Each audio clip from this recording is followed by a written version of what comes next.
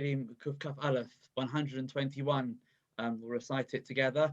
Happy to wait a moment if anyone wants to get a Siddur.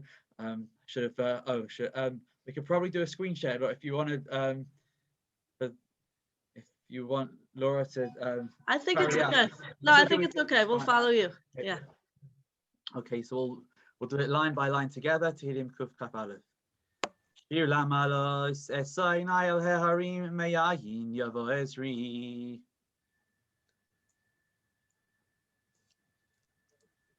Ezri me'im Adonai, Oisei shamayim va'aretz. Al yitein lamoit raglecha, al yanum shomerecha. Hine lo yanum v'lo yishan, shomeh Yisrael. Adonai shomerecha, Adonai tzilecha, al yad yeminecha. Yomam hashemesh lo yakeka, v'yareach balayla. Adonai yishmarcha mikol ra, yishmar es nafshecha. Adonai yishmar tzeitzcha oayecha, meyata v'yad olam. Achenu kol beis Yisrael hanasun batzaro shivya, ha'imdim bein bayam u'bein bayabasha. Hamakam yirachim aleihem v'yotziei mitzara liracha me'afeila lira mishivu legula. Ashta bagalav izman kariv v'nomar amen. Thank you. Thank you so much. Okay, so just a quick introduction. Sorry. Go back to, there we go. People are still entering. Okay. I want to begin by thanking Steen Court and Hel and Hachet or Hachet and Magen Avot in London for joining us together to bring about this incredible event tonight. I would also like to wish a Mazal Tov to Dr. Ziegler on the engagement of your daughter, Tehila. We also have a Tehila, so big fans of the name, so Mamash Mazal Tov. Very happy to hear that. Dr. Ziegler is a senior lecturer in Tanakh at Herzog College and Matan. She holds a PhD in Bible from Bar Ilan University. She lectures across the globe on all sorts of Tanakh topics. She authored 2 books, one of them on Megillat Ruth, which is highly recommended. She lives in Alon Shvut, which is down the road from where Ari and I are from in Karmei Tzor, with her husband and 5 children. And she just brings this really fresh, I have been zocha to be in your shiurim. It's in a packed hall on the Yimei Yun for Tanakh, which is like a piece of heaven for anyone that's experienced that, to hear your words, just this fresh perspective of really connecting all the dots, all the pieces just fall together, and it's very inspiring. So without further ado, thank you. Take it away. Thank you so much for inviting me. I'm pulling up my PowerPoint. You see, I wrote that we'll be dedicating our Torah learning tonight to the safety of the soldiers, the residents of Israel, so many different residents of Israel who are under rocket attacks, and to the memory of those killed and the refuah shlema of the wounded. So with a tefillah that Hashem yishmor al kol Yisrael b'chol makom shehem. That's, for the zchut of that, we will be dedicating our learning tonight. So I'm going to be talking about Megillat Ruth. Of course, it's an appropriate topic, given that, we have Chag HaShavuot coming up, and we'll be learning Megillat Ruth. We'll be reading Megillat Ruth on Chag HaShavuot. The first thing that we encounter when we encounter the book of Ruth is the initial pasuk, which opens Vayhi bimei shvot hashoftim, and it was in the days of the judging of the judges.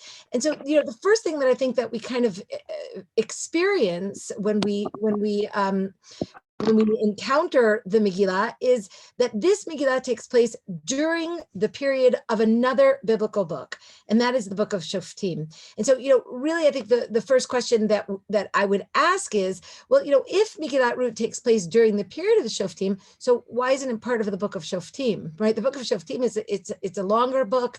It's 21 chapters long. Megillat Ruth is a very short book. It's only 4 chapters. And, the book of Shoftim is really a book that has a whole bunch of independent narratives kind of stitched together. And so Megillat Ruth, the story of Ruth and Boaz and Naomi, it could have kind of, fit in anywhere in the book of Shoftim. It wouldn't have particularly disturbed the sequence of the book, the trajectory of the book.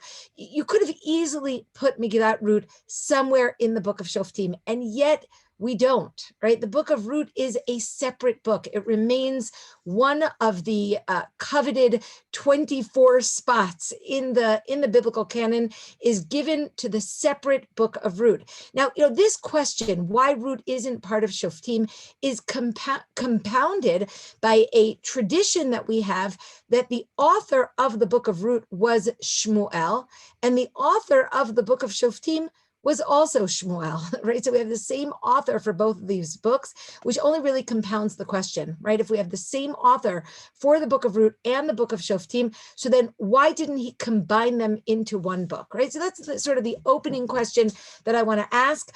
I don't think it's a very difficult question to answer, right? Because really, when we encounter these books, when we look at the book of Judges, and when we look at the book of Ruth, the first thing that we notice is these are really very different types of books.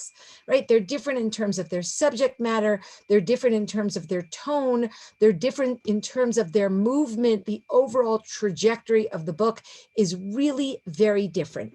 The book of Shoftim, the book that tells the period of the Judges, which is, of course, the first period of settlement in the land of Israel, following the book of Yehoshua, following the conquest of the land. We have this book which tells us about the settlement in the land. This is a very difficult book. It's a book that is filled with struggle. It's a book that is filled with wars. It's a book which is filled with disorder, with a fractured society. There's a lack of positive social interactions throughout the book. Things seem to be spinning out of control in the book of Judges. It is not a book of chesed. It is not a book of generosity. It's not a book which seems to create a cohesive society. And in fact, of course, the book of Judges ends with a civil war, which is the mark of a society that is basically fallen apart, right? So the book of Judges is not a very good book. And on the other hand, we have the book of Ruth, right, which seems to be a rather harmonious book, right? It's a tranquil book. It's a book of peace and harvest, right? When I was considering what piece of art I should put on the front of my Ruth book, I actually chose a wheat field, right? Both because I like Van Gogh and he had this very nice wheat field, and because I thought it reflected something of the harmonious feel of the book, right? It's a book of harmony. It's a book where, all problems seem to be resolved. It has an upward trajectory, and it's a book filled with positive social interactions. There's an abundance of chesed. There's an abundance of kindness and generosity.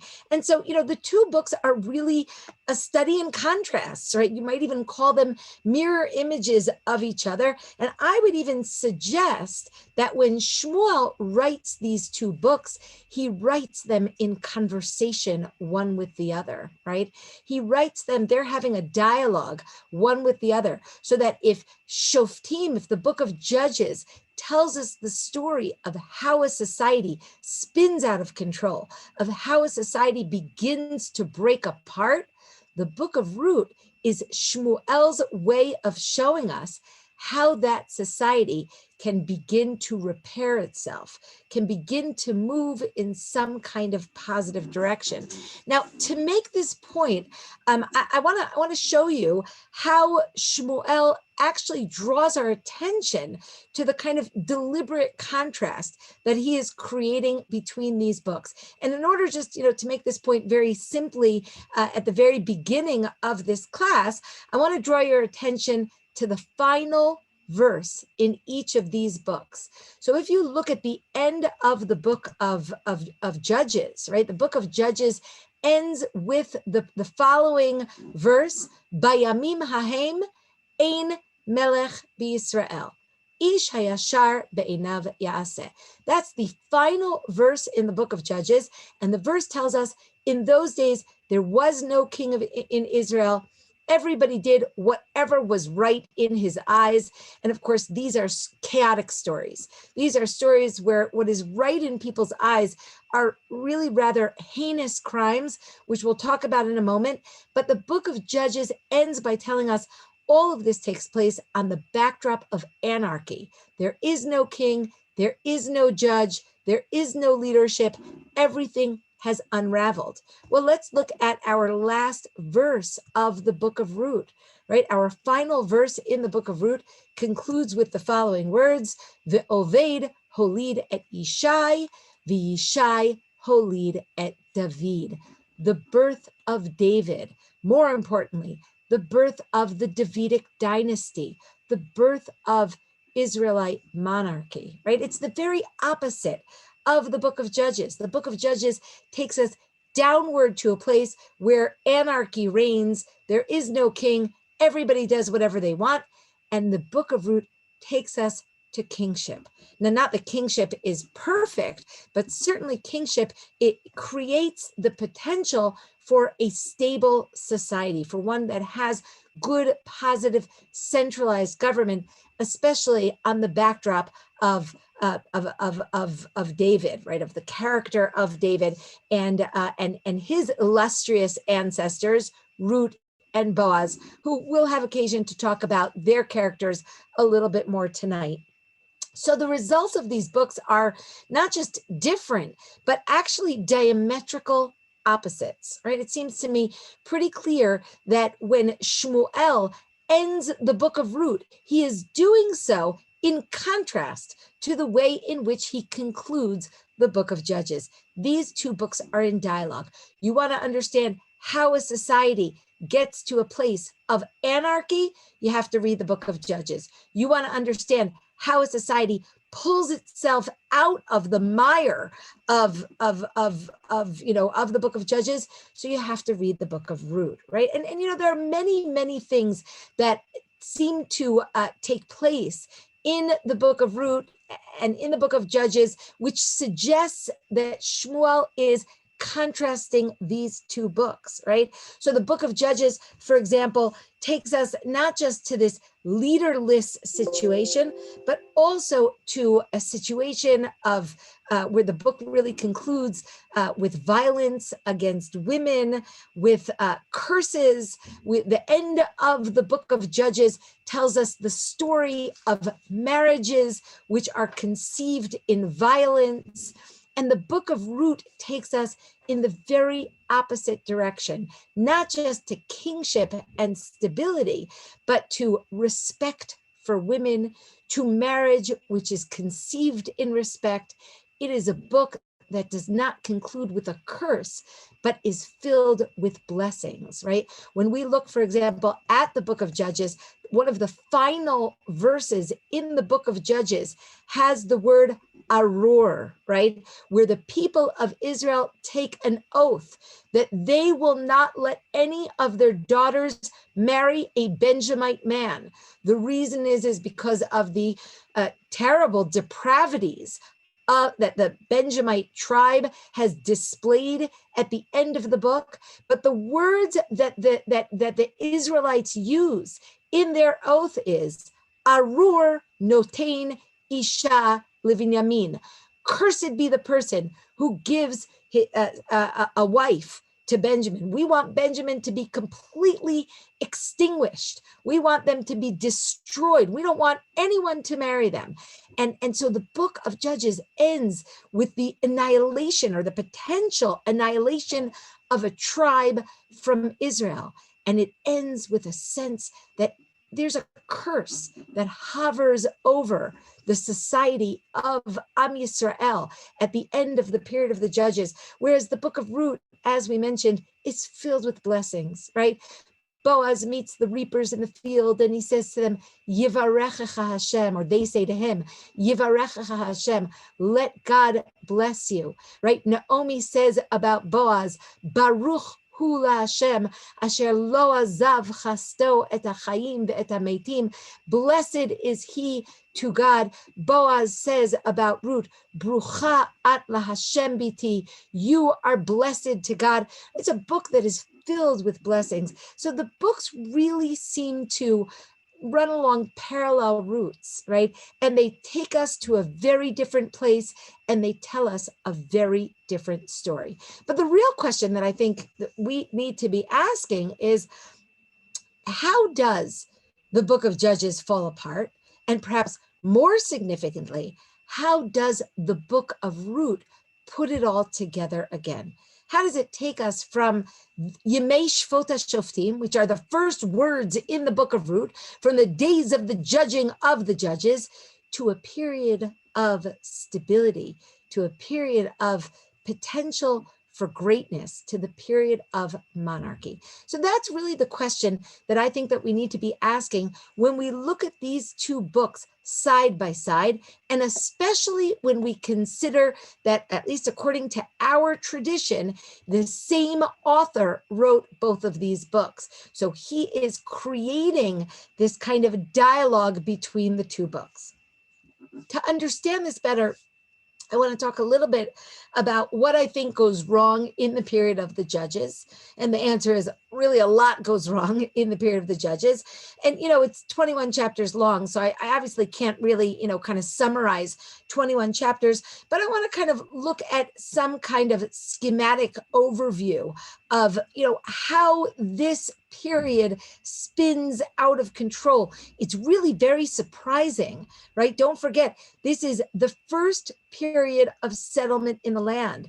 The fact that this period goes so awry and leads us at the end to a civil war it's stunning. I mean, it's surprising, it's disappointing, and it's really, really requires a certain amount of understanding. We need to understand what went wrong. How did this society make its way towards civil war? So I'm going to start by saying that the book of Judges, in all of its 21 chapters, has no chesed. No chesed, right? The word chesed actually appears twice in the book of Judges, once in a military context, right, which is not so relevant to what we're looking for in terms of chesed, right? We're looking for loyalty, we're looking for generosity, we're looking for kindness. Once it appears in a military context, and the second time that the word appears, it appears in a negative, right? In the 8th chapter of the book of Judges, we are told, Velo asu chesed im Beit Yerubal Gideon. They did not do chesed with Gideon, right? So, there is no chesed in the book of Judges. And that itself, I think, is interesting. What we see really throughout the book is that there's no loyalty, right? Chesed actually means quite literally not kindness, but loyalty. There is no loyalty. I'll give you an example, right? From the very beginning of the book, when we have the judge and the prophetess, Devorah, right? And she calls Barak ben Avinoam to come to war. I mean, she's a very successful prophetess. She's a very successful leader, but she's somewhat limited in terms of her ability to lead the people into war. And so she enlists Barak and she calls him in the name of God. She says, God has commanded you, and she promises him victory. She says, come to war. I promise you in the name of God that you will be victorious. And you know what Barak says? Barak says the following words. Follow my cursor on the screen. Im telchi imi v'halachti, ve'im lo telchi imi, lo elech. He gives her conditions. He says, if you go with me, I will go. And if you don't go with me, I will not go. That's not what we had anticipated. When a prophetess comes to a military man and commands him in the name of God and promises him victory, it's somewhat surprising that he feels that, he can make conditions. Maybe I'll go, maybe I won't go. These are the circumstances under which I'll go. So we have this kind of conditional loyalty. We feel it throughout the book. We feel it at the end of the story of Devorah when she sings her famous song in the 5th chapter of the book, and she lambasts, she rebukes those tribes who didn't come to battle. In other words, she had called many people to come to war who do not actually make the effort to come. So there's a bit of a lack of loyalty. There's a bit of a sense that people are not assuming responsibility for national affairs. There's a problem of chesed. There's a problem of generosity. There's a problem of loyalty.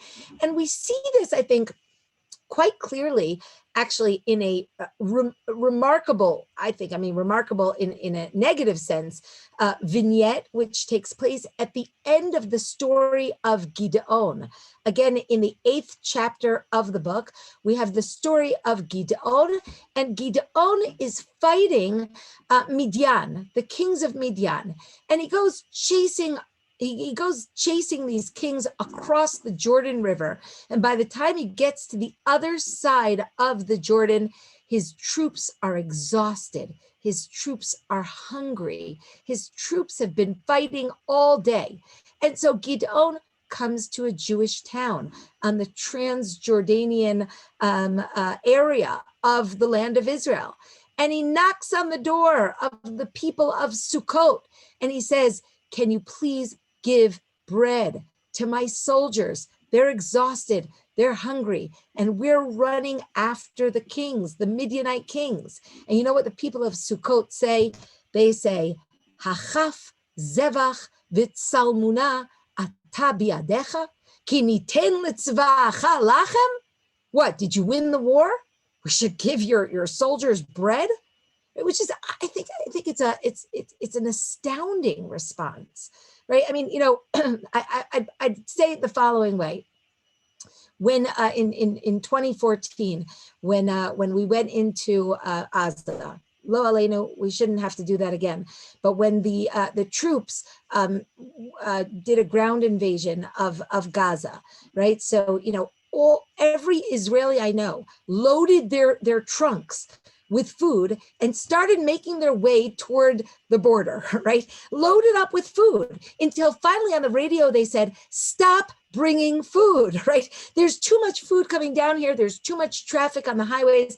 Everybody stop bringing food. The idea that someone would refuse a soldier who is battling for the entire nation food, it suggests that this nation has broken apart. It suggests a lack of loyalty, a lack of generosity. But I'm going to take it even one step further. Forget the fact that they're soldiers. If somebody comes to your door and knocks on your door and asks for bread, even if they're not your soldiers, even if they're not your countrymen, and you have the food, basic human decency would suggest that you would gladly help out a fellow human in need. Not in the book of Judges. In the book of Judges, there's a lack of chesed, there's a lack of loyalty, there's a lack of generosity, and there's a lack of basic human decency. People do not assume responsibility for each other. And I'm going to say, maybe sort of in summation, they have lost the Abraham-like aspect of our nation, right? Abraham was the one who pitched the tent, brought in all of the passersby, right? Gave people food.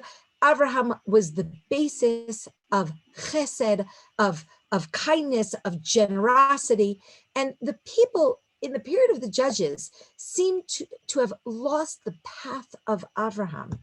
And instead, they're looking a lot like the antithesis of Abraham, namely the people of Sodom and Amorah. If you remember, Lot, Abraham's nephew, goes off to live in Sodom and Amorah, right? Because he sees, it's a very fertile area, and maybe I could become wealthy there. It's a prosperous area. And so Lot goes to Sodom and Amorah, and he encounters a society which is not generous, a society which doesn't bring in guests, a society which is the antithesis of his uncle Abraham, who he grew up with. And of course, it's a society which ultimately is known for its outright cruelty. Well, why do I say that the period of the Judges ends at showing us basically that the people of Israel have become like Sodom and Amorah? Because in the final story, what takes place is a Sodom and Amorah-like story. In the final story of the period of the Judges, there is a man who is traveling with his concubine, and they get to a city called Giv'ah. It is a Benjamite city, and they get to the center of the town. Ve'ein ish me'asef otam habaita lalun. There is no one that gives them lodgings. And finally, this elderly man comes from the fields, and he sees them. He's not a local, actually, he's a stranger in town, and he sees the man and his concubine sitting in the streets of the city, and he says, "Where are you from? What are you doing?" And they say to him, "Listen, we have our own food. You don't have to feed us. We're bringing our own provisions with us. We just need a place to rest our head." And so this man says, "Okay, I'm not a local. I don't adhere to the local norms, which are extremely ungenerous. You can come to my house." And so they go to his house, and in the middle of the meal, the people of Giv'ah surround the house and demand to rape the male guest. And this guest, right, this man says, "Well, here, you can have my concubine instead." And he tosses her out of the house, where she is collectively raped by the people of Giv'ah. It is a horrific story. It's a gruesome story. It's a terrible story, but perhaps the most chilling part of the story is the way in which it reminds us of the Sodom and Amorah story. Sodom and Amorah is a byword in the Tanakh for a society which is not viable, for a society which is slated for destruction, for a society which God has said, this society is so evil, is so depraved, that not only am I going to destroy it, but I'm going to sow it with salt so that nothing can grow from there, because it has nothing to contribute to the world. By the time we get to the end of the book of Judges, it seems that Am Yisrael, the nation of Israel, has left the path of Abraham, has followed Lot on the path to Sodom and Amorah, and they are well on their way to becoming a non-viable society, one that is slated for destruction. In fact, when we conclude the book of Judges, we have this sense of doom. This society is not viable. They have abandoned Avram's path, a path of generosity and loyalty and giving and compassion, and instead they have become like a society which can't contribute anything to the world. So that's the book of Judges in a nutshell. It's pretty bad.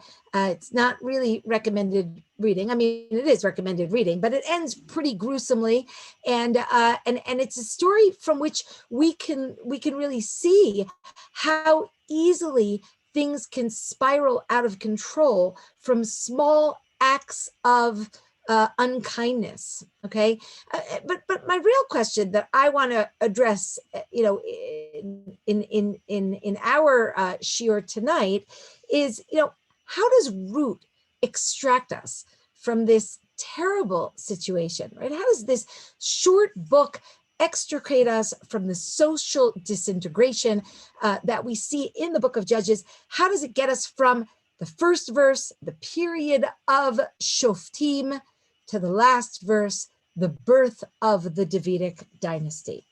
So I'm going to sort of correct something that I said before, and that is that oddly, despite the fact that my previous description of Ruth kind of focused on Ruth's tranquility, a kind of a harmonious feel that you feel in the book. And indeed, you know, there is a certain amount of tranquility in the book. There's no wars in the book. You know, I talked about an abundance of chesed in the book, an abundance of positive social interactions. That's true when you look at the main characters. But actually, when you look carefully, when you kind of scratch the surface of the book of Ruth, what you see is that in the backdrop of the book of the Ruth, there are many judges-like figures that are walking around Bethlehem. I mean, that shouldn't really surprise us. Of course, the book of Ruth takes place during this period, this terrible period of the Judges.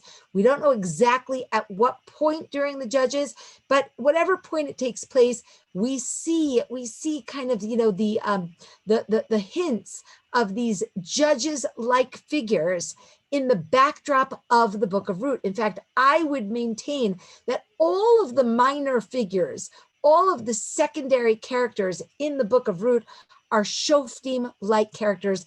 I'll show you a couple examples. Look at our opening verse, right? Our opening verse of the book of Ruth tells us, Vayhi ra'av ba'aretz, there was a famine in the land, Vayelech ish mi Beit Lechem Yehuda, lagur bistei Moav. A man leaves Bethlehem to go live in Moab. Now, you know, on the face of it, that seems okay, right? This man that's, you know, Naomi's husband, Elimelech, that's the man we're talking about. Seems like, you know, he seems to want to kind of get food for his family. That seems okay. Chazal, the rabbinic sources, are very harsh with Elimelech. And I think one of the reasons that they're very harsh with Elimelech is because of where he goes. He goes to Moab.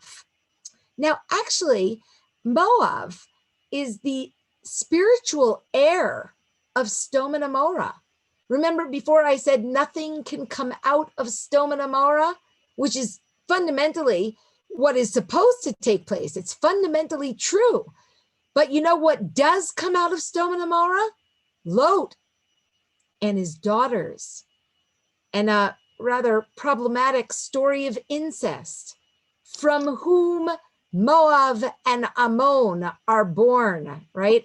And the birth of Moab and Ammon is ultimately the birth of the spiritual heirs of Sodom and Amorah. Moab and Ammon are known for their lack of generosity. They cannot marry into the Jewish people.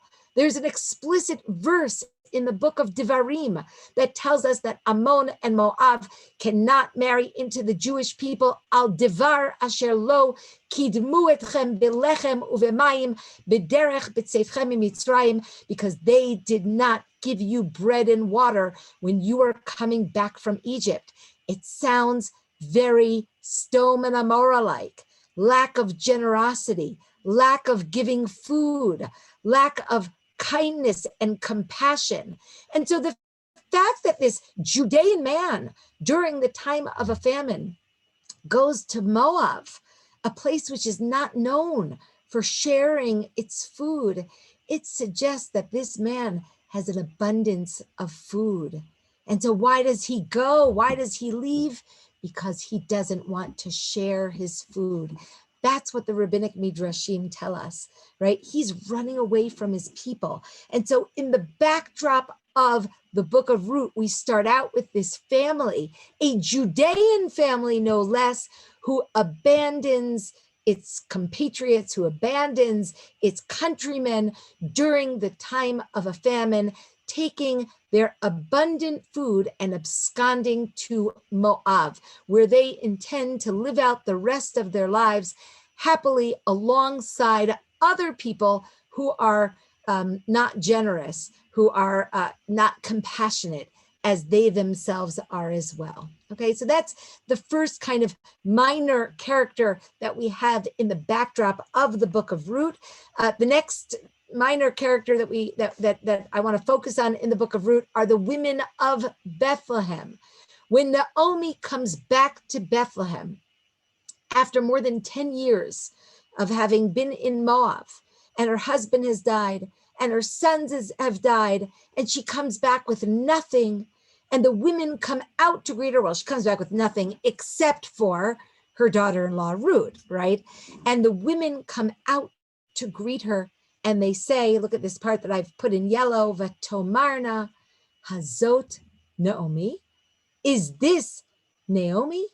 And Naomi embarks on this long, bitter speech. Don't call me Naomi, call me bitter, because God has embittered me greatly. I left full and I've come back empty. Why should you call me Naomi? God has testified against me.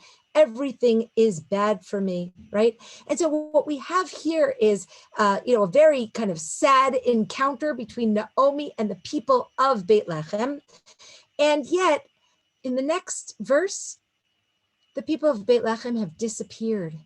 Nobody brings Ruth any homecoming cakes. Nobody brings Naomi any homecoming cakes. Nobody brings Naomi a hot meal. And in fact, in the very next scene, what we see is that Ruth has to go out and forage for food like a pauper in the fields, because no one can be bothered to take care of Naomi. That's a Shoftim-like situation. I want to say one more thing about the end of the book of Judges for a moment. I want to go back to the end of the book of Judges and say something that I think is another consequence of the kind of lack of compassion that we see among the people. And that is that if you look at the last 5 chapters of the book of Judges, what you see is an abundance of characters, of figures who have no name, right? We have lots of unnamed figures. We have a man and his concubine and her father and his attendants and the old man that comes from the field and hosts them, and the anonymous town people who surround the house, etc., etc., etc. We have many anonymous characters, and what seems to be described at the end of the book of Judges is a society without names.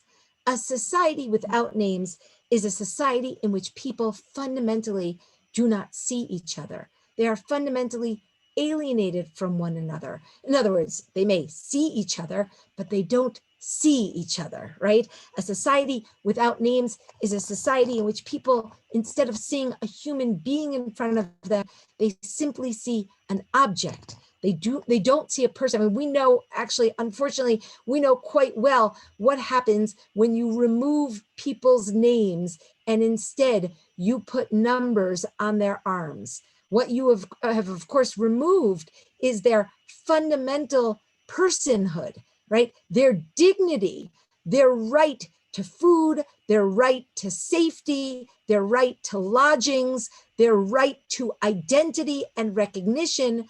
The story of the book of Judges is the story of a nation which has broken apart on the backdrop of human beings no longer seeing each other as human beings.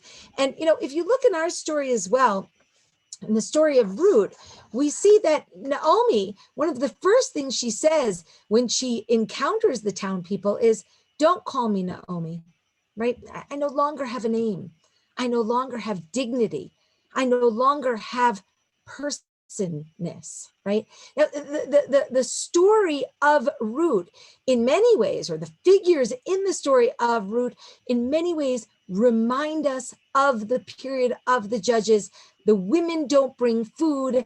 The people who have food abandon those who need food, right? And even when the women greet Naomi, there's something very striking about what they don't say. They don't say, And who is this young woman who is with you, right? They completely ignore Ruth. Hazot Naomi, they don't see Ruth. It's as though she's not relevant. She's not worthy of notice. She can be completely kind of erased from the story.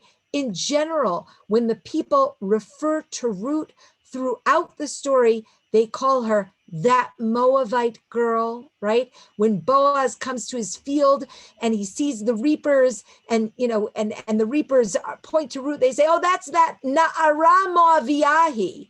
That's the Moabite girl, right?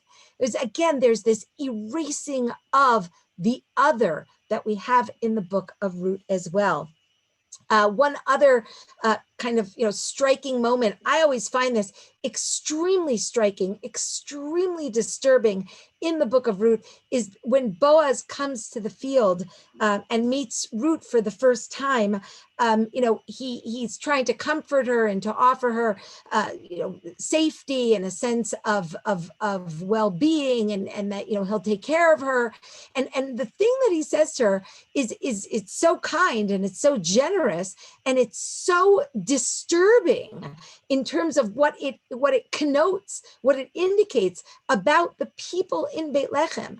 Boaz says to Ruth, you can stay in my field, you can pick here for the duration of the harvest season. Halot tziviti et hane'arim livilti nogech.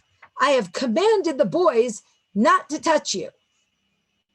You've commanded the boys not to touch her? You have to command the boys in Beit Lechem not to harass this stranger in town, this Moabite woman? The answer is yes. It's the period of the judges. It's the period when the Benjamites of the city of Givah can collectively rape a nameless concubine and think that that is okay.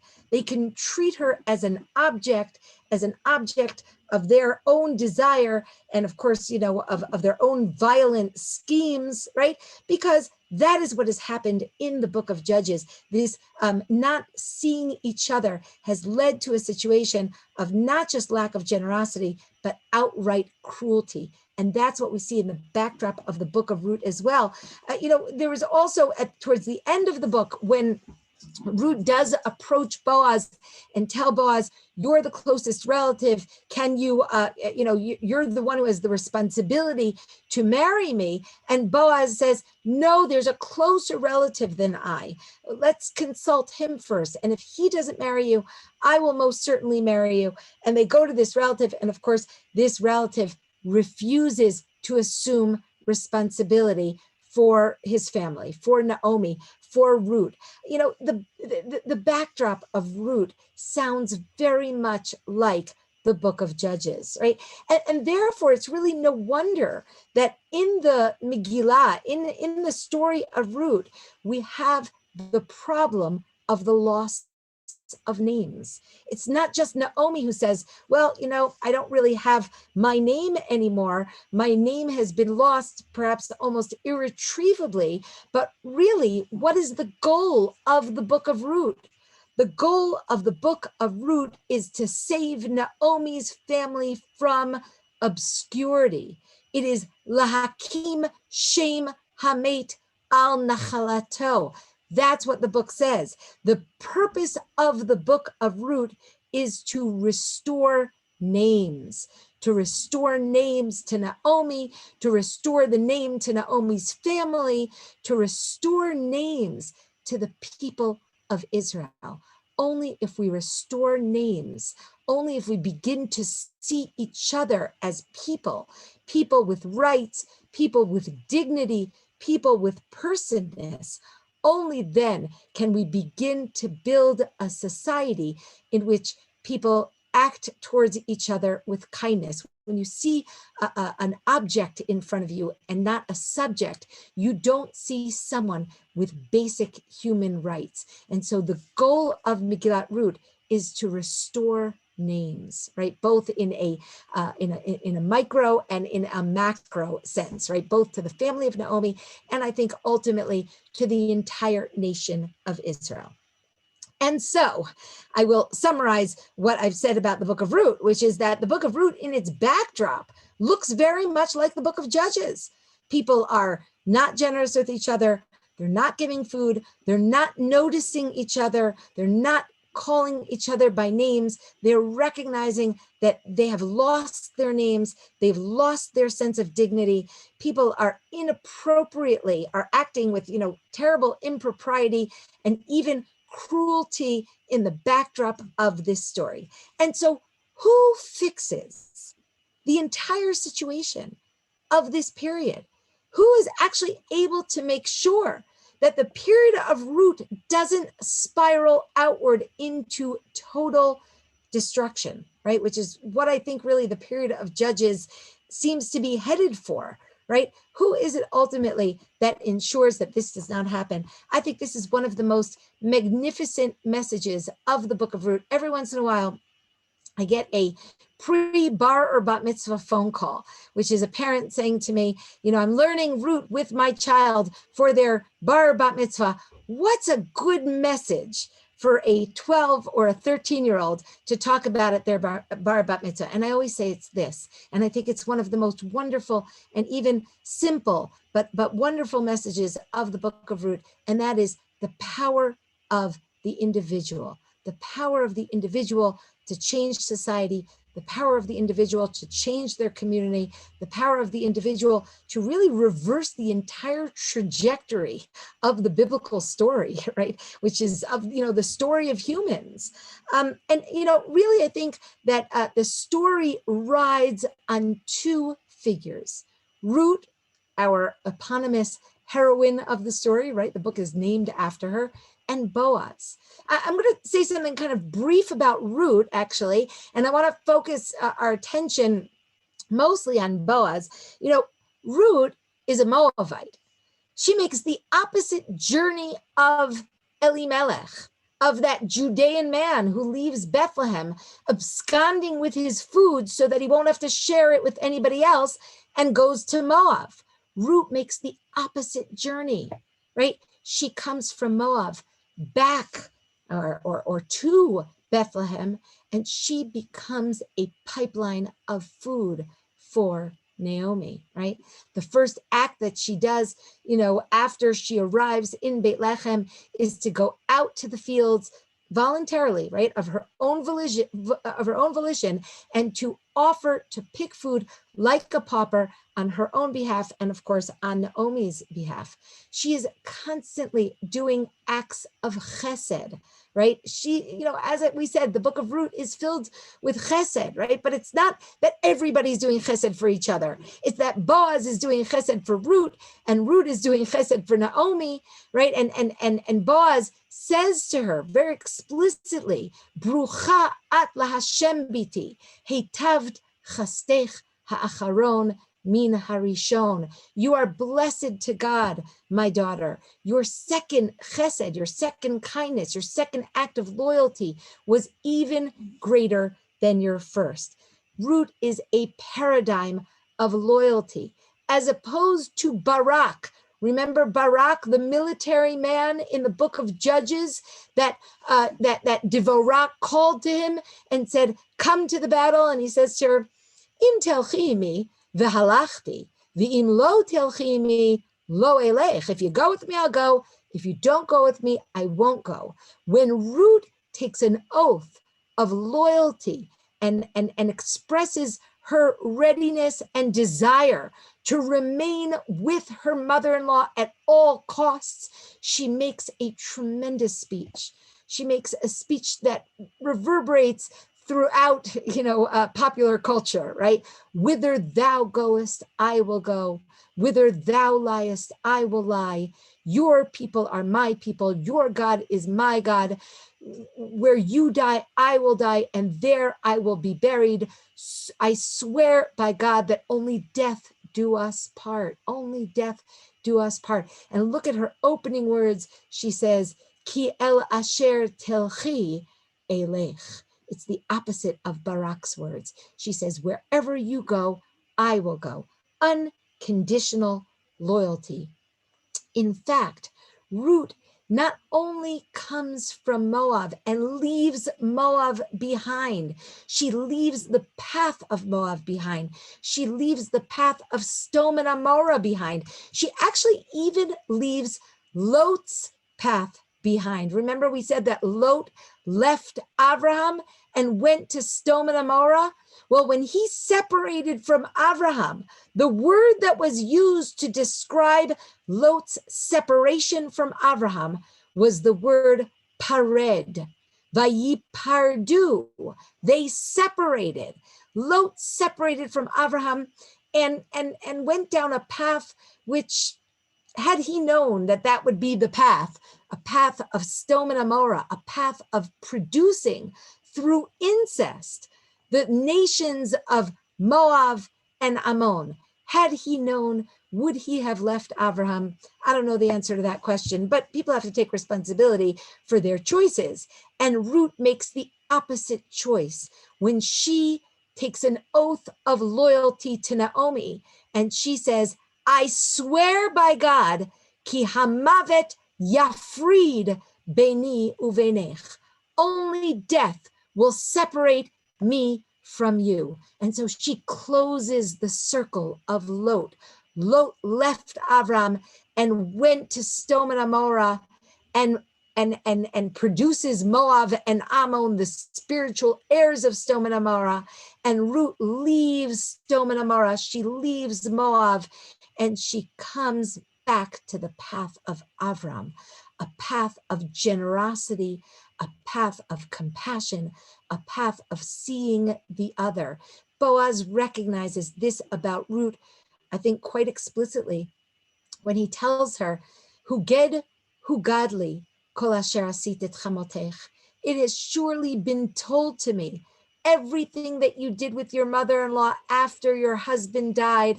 Look at the next words that we have here on the screen. Vata'azvi avich ve'imech ve'eretz moladtech. You left your father and your mother and your birthplace. Vatelchi el am asher lo yadat mol shalshom. You went to a nation that you did not know yesterday.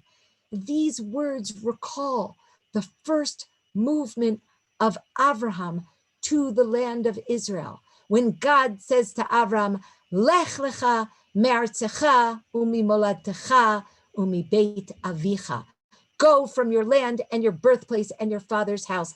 In fact, what Boaz seems to be saying, and this is the way the Tanakh works, when the Tanakh borrows language from other passages, it is directing our attention to the connection between those passages. And when Boaz says to Ruth, it has surely been told to me what you did, what he's really saying to her is, it has surely been told to me that you are Abraham-like.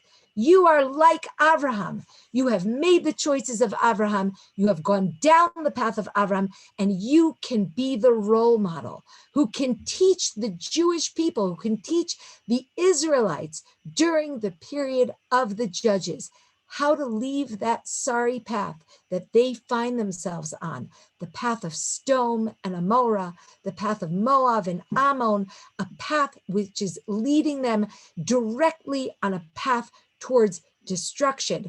How does one leave that path and come back to the path of Avram? Follow Ruth's lead.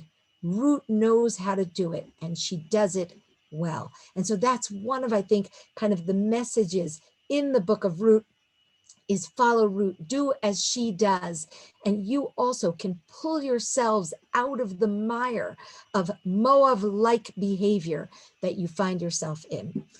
But, you know, what I really want to do now is to turn our attention to Boaz in the last remaining minutes that we have, you know, because Ruth's actions, as remarkable as they are really not enough to change society.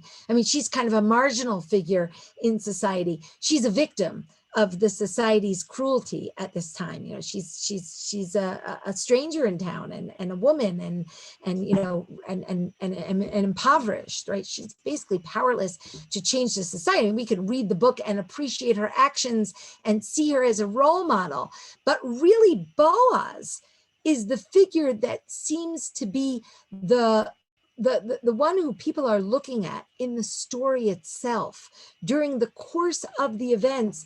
Of course, Boaz is a central figure. He's a central figure in Bethlehem. He's a respected elder. He is a man who never left during the famine. He is a man who has a name. He doesn't lose his name.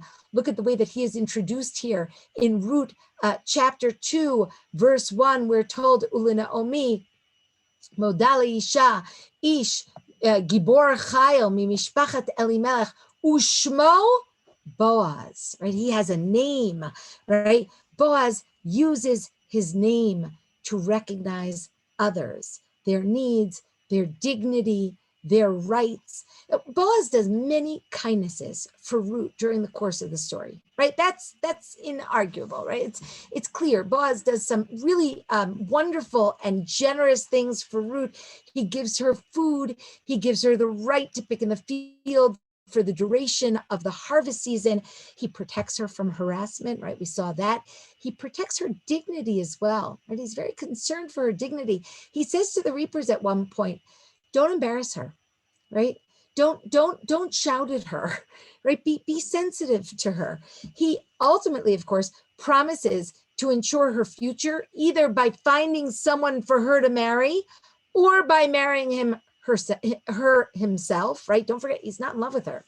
This is not a love story, Ruth and Boaz. He's willing to relinquish her to someone who is the closer relative, right? This is a story of assumption of responsibility.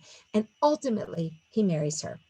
But what I think really is the critical question is, what enables Boaz to function in this rather, I would say, unusual way within the context of a society which is not functioning in this way?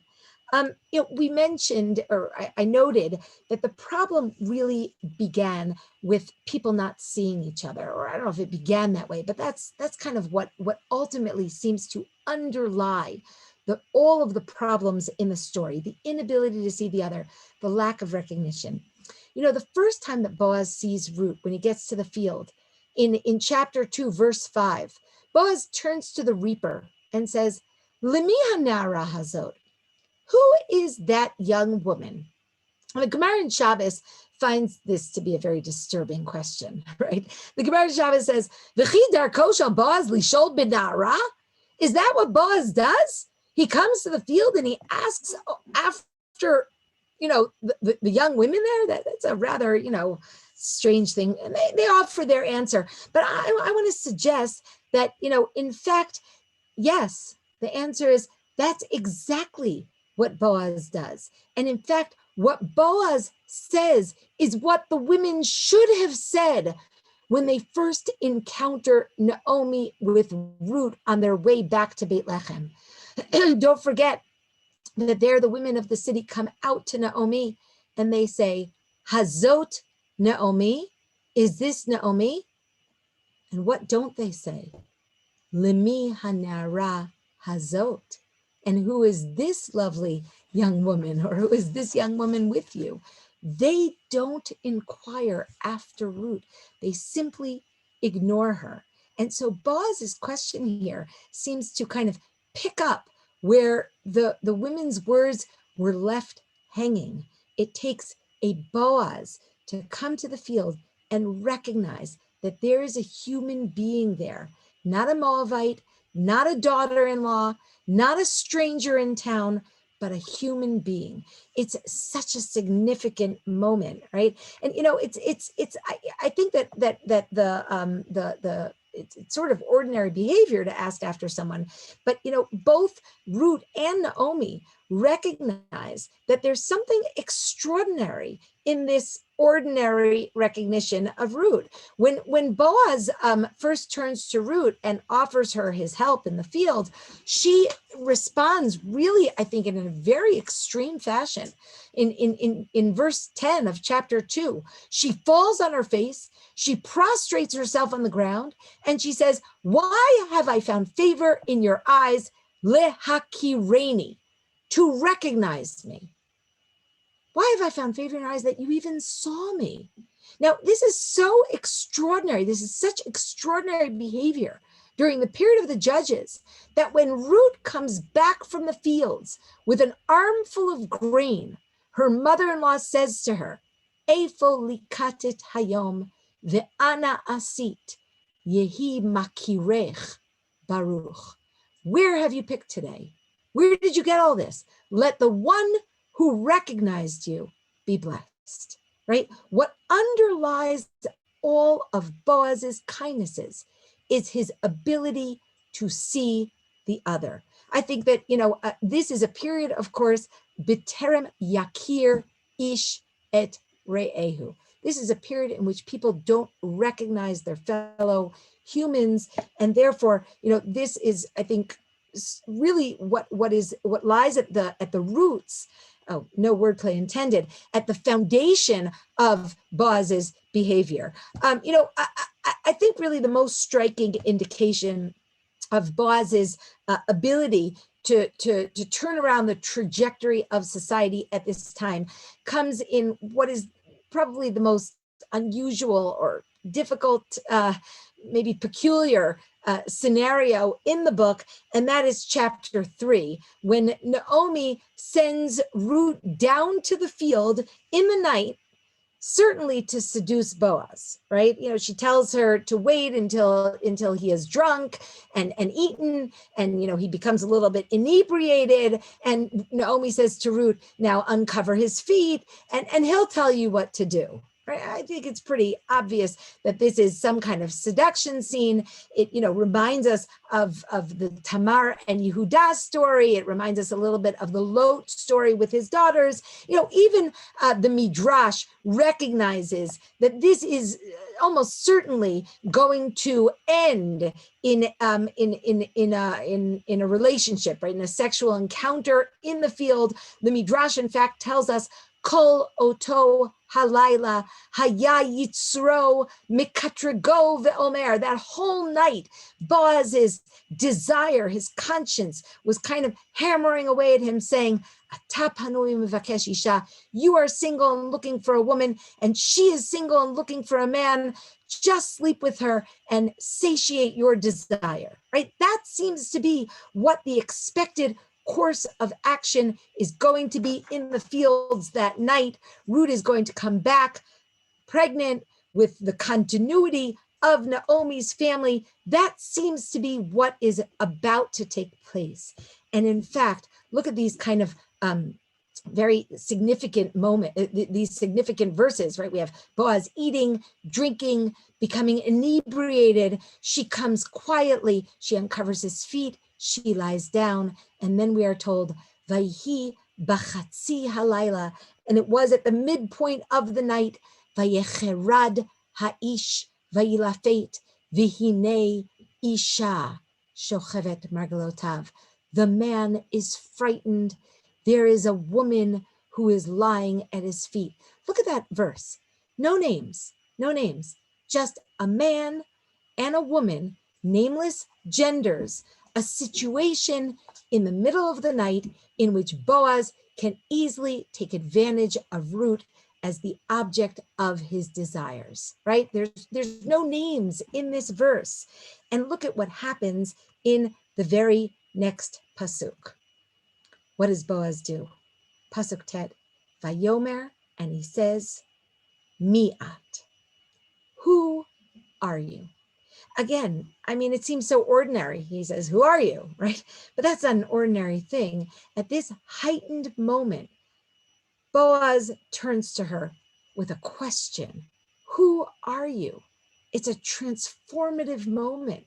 Boaz turns Ruth from an object into a subject, from a nameless gender into a person with a name, with rights, with dignity, right? And this, I think, is really an extraordinary moment. It's an extraordinary moment in our book. It's an extraordinary moment in the period of the Judges.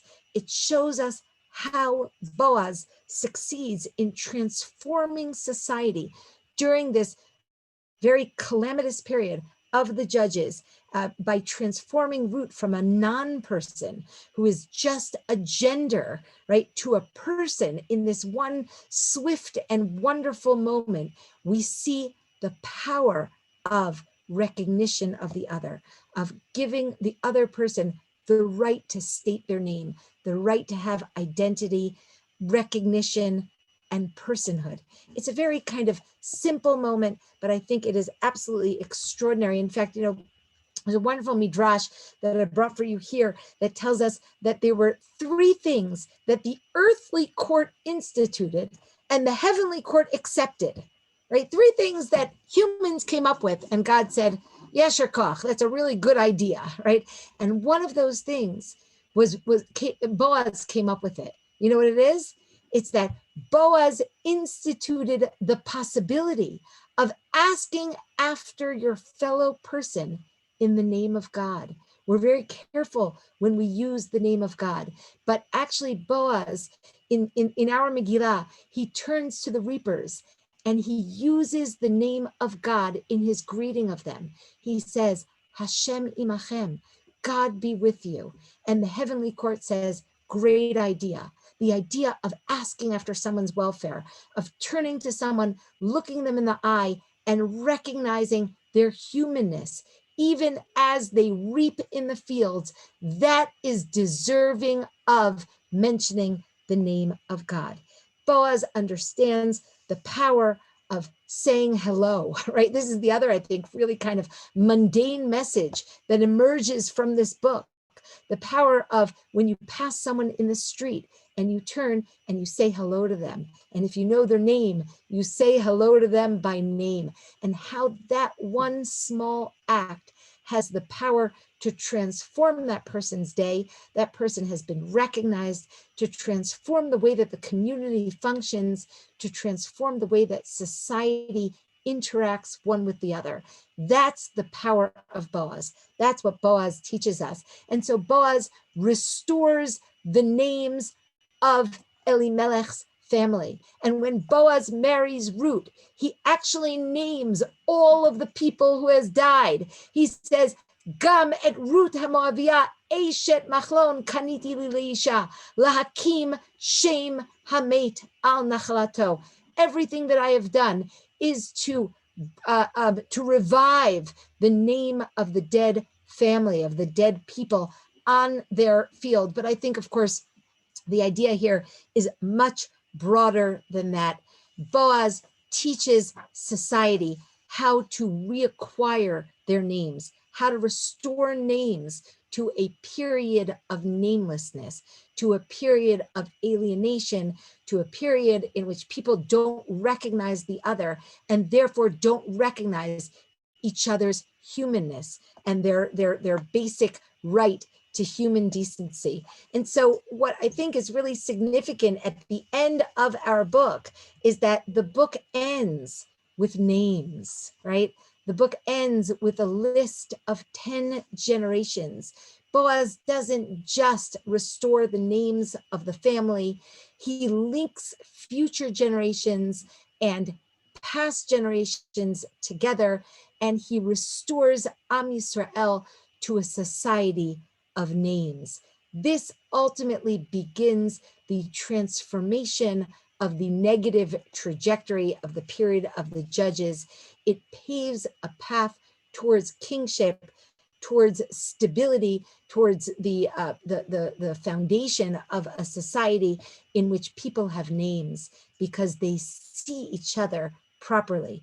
And consequently, they exhibit compassion one to the other.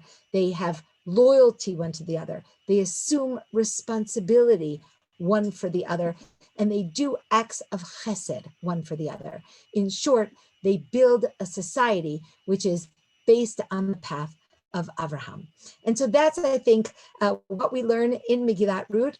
I'll take questions. I'll turn off the PowerPoint, and I'm happy to take any questions for those people who don't want to ask questions publicly. I've put my email here if anybody wants to be in touch with me. It's very simple, yaelziegler@gmail.com. I'll also take the opportunity just to mention that I have a new book coming out in 2 weeks. So Be'ezrat Hashem, I put it up here on the screen. So if anybody is interested, that should be coming out at the end of the month, Be'ezrat Hashem. I also take this opportunity to wish everybody a Chag Sameach, Chag Matan Torah Sameach. There should be safety and peace in Israel and in the world, and we should all have a successful Chag of learning Torah and doing acts of kindness to each other. So please, if anybody has any questions, I'm happy to take questions or comments. You can unmute yourself if you have a question or. A huge thanks. You were just nothing short of magnificent. Sensational. Thank you very, very much. Thank you. Thank you so much, Yael. This is very informative and enjoyable and really got me into the Shavuot spirit. Wonderful. We learned the joys of Zoom, right? I could be in Manchester or wherever. I assume some of you are from London and sitting here in Alon Shvut. So there are some advantages, right? Yael, first of all, it was brilliant. Thank you very much. But the internet started to mess around when you were saying the name of your book. What's it called? The new one. What's it called? My new book is coming out on Echa. It's the book of it's called Lamentations: Faith in a Turbulent World. And it's not yet out, but it should be out in a couple of weeks. Will it be out before Tisha B'Av? Yes, that is the goal. Okay. And how can we, if we wanted to purchase it, how would we be able to do that? So either on, I assume it'll be on Amazon in the UK. I don't know if Magid sends abroad, so I don't know if maybe they. Koren, okay, yeah. So I assume Koren has a bookseller in England, but I don't know exactly which bookstores carry it.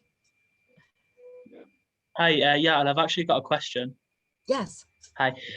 So how is it that you'd say that people nowadays are considered at a lower madrega now compared to obviously a time of Shoftim where things like that were happening? How does that kind of scan? How does that kind of read? Yeah, I would not accept that as a sort of a principle.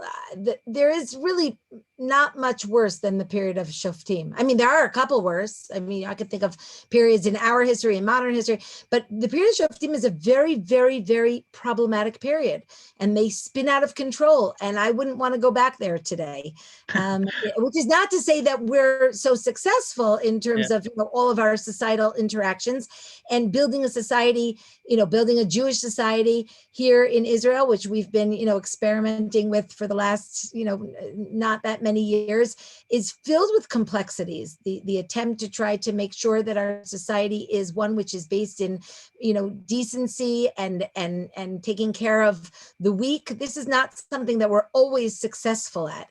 And there's always fear of different kinds of societal fractures, which could lead to civil war. Hopefully not ever. But, what happens in Sefer Shoftim is not anything that we would want to go back to. So no, I would not say that society was on a higher madrega. I mean, maybe some of the people who were leading and receiving prophecy were personally able to communicate with God and receive prophecy on a level that we can't. But as a society, I would not say that is a higher society. Lucky me, it's my bar mitzvah Sedra. Yeah, what? It's my bar mitzvah Sedra, lucky me. Yeah. Can I say a thank you? Can I say a thank you to the speaker? I do feel that you gave the most beautifully constructive explanation, and so it was so clear and came through so well from beginning to end. I was just absolutely fascinated. Thank you very much indeed. Thank you. I really appreciate that. Thank you. Do you come over to England? In pre-corona days, I have been to England and I've taught there several times. Yes. Once the skies open again, we will, Bezrat Hashem, definitely slatter. So, With pleasure. yes. All right. Are there any more questions? Oh, yeah, please. Yeah, I just wanted to say thank you. There's a few of us here who have spent some time learning Megillat Rus together over the years, and it's amazing and lovely to know that there's always more to learn that we haven't touched on before, so that was fantastic. I was really sorry to miss the first half of it because I think I got sent some details with the wrong time. So if my question's irrelevant, I apologise. We've had an ongoing debate amongst us about whether it's a love story, whether it can be read as a romance, and I just wondered what your interpretation of that was. So I did allude to it a little bit. You may have missed that part. I have actually given a shiur called "Is Ruth and Boaz a Love Story?" and it's I'll have to look out for it then. it's a pretty well-known debate. In other words, there are a lot of scholars that do regard it as a love story. I most definitively do not, and the reason that I don't is because well, first of all, it doesn't really have any of the hallmarks of a love story. You know, there's no physical description.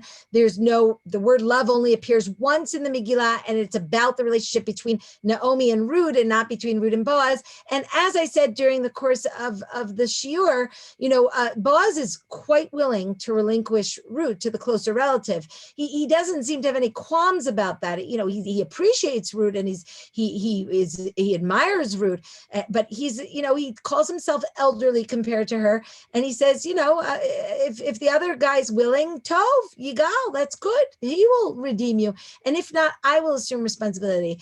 But the reason that I'm so adamant about not seeing the story as a love story is because I see this story as a story of assuming social responsibility. It's a story of Geulah. Right now, interestingly, we all think that Geulah means God redeeming, you know, Israel, right? But actually in the Torah, as we saw in this past week's Parsha, the word Gaal almost always refers to assuming social responsibility for your fellow person and especially members of your family, right? That's you know, all of Vayikra chapter 25. Now the word Gaal, which never appears even once in the book of Judges, because there's no social responsibility in the book of Judges, appears in the book of Ruth 23 times. This is a 4-chapter book. It's a really short book. The book of Ruth is a book of Geulah. And when Boaz marries Ruth, he is doing an act of Geulah. He is not doing an act which is motivated by his feelings, by his passion, by his love. That's what I think. He is doing an act which is motivated by social responsibility. We have lots of great love stories in Tanakh. If we want them, we can go find them. Yaakov and Rachel, it's a wonderful love story. Even, you know, I think even Avigail and David, there's even though it doesn't say their love, I think that there's a deep appreciation, you know, for that leads them to want to get married. But Boaz and Ruth I don't think that that's what it is. So that's my spin on it. I'm not, you know, it's not the only way to read it. And your debate is a true debate. And as you know, the scholars have been battling this one for a while. So that's the side that I fall on in this debate. Thank you. It's great to have your weight to add to our debate anyway. So thank you. A pleasure. Yeah, someone's raising his hand, I think. Jeffrey? Oh, no, I didn't see your face. I just saw the name. Hi. I know, sorry, it's my husband's iPad. The names are very symbolic. Is it a real story? Machlon, Chilion, they died. Right. Elimelech is like, he would be the sort of related to the king. Naomi is a pleasant woman, Ruth is a good woman, Orpah turned her back. Is it real? Yeah, so I'm not sure if those two things have to go together. In other words, the fact that the names are symbolic doesn't mean that the story is not real. Whereas all names, first of all, every single name in the story can be it can have multiple different meanings, right? The word machlon. Well, we have, one of the daughters of Tzlofchad is machla.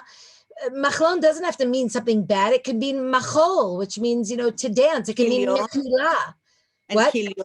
Kilyon could be milashon vayichal Elohim et yom hashvi'i. Vayichal Moshe. Kala means to either completely destroy something or to complete the building of something, to complete the creation of something. The words themselves have potential for good. The names themselves have potential for good and potential for bad. So that's one point. The other point is that I see no reason to suggest that the story doesn't take place. It's a very realistic story.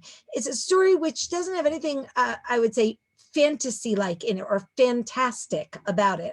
I mean that in the literal sense. And it's a story which seems to be about real people, real events. There's no reason, I think, to think otherwise. And even with the names, when Chazal do name etymologies, what they're really trying to do is to give us a sense of the essence of the person. They're often very fanciful.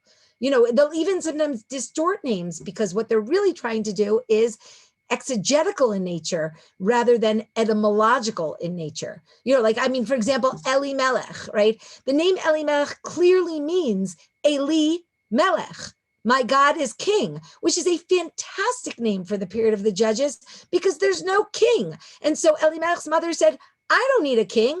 My God is king. It's a wonderful name. And when Chazal look at that name, they say, oh, you know why he was called Elimelech? Because they don't like Elimelech, right? So they don't want to give you a positive meaning of his name. So they say, oh, you know why he was called Elimelech? Because he walked around saying, Eli tavo hamalchut, right? The kingship should come to me. I deserve kingship.